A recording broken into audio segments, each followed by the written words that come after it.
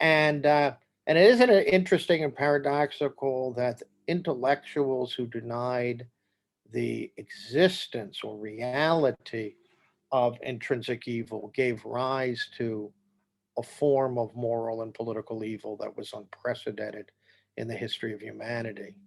Dostoevsky saw that too. So, and by the way, I'm not making, you can make the point about Nietzsche, for example. He's a wonderful diagnostician, but his positive alternative, the Ubermensch, or not to mention the blonde beast, is not an attractive alternative. I think Dostoevsky does limn an attractive alternative, but it's sketchy. Chatov, for example, who in some ways reflects Dostoevsky's own conviction. Shatov is a neo-Slavophile, a Slavophile.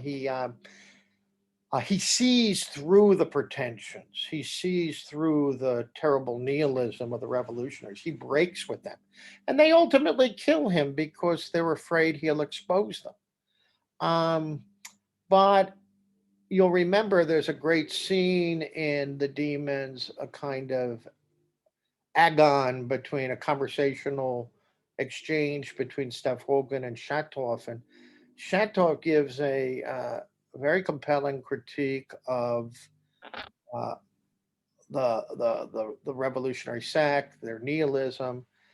Um, but at the end of an otherwise, I think, perfect articulation of an alternative to revolutionary nihilism, he says, well, every people has its own tablet of good and evil. And Stavrogan says to him, well, do you believe in God? And Shatov says, well, I will believe in God, right? And I suggest that there's some Shatov in Dostoevsky and some Dostoevsky in Shatov, meaning uh, Shatov wants to believe, and yet his Slavophilism, if we can put it that way, seems to be more pronounced than what I would call authentic Christianity. And Shatov is largely an attractive figure, but he's not an altogether compelling figure for some reasons I've done.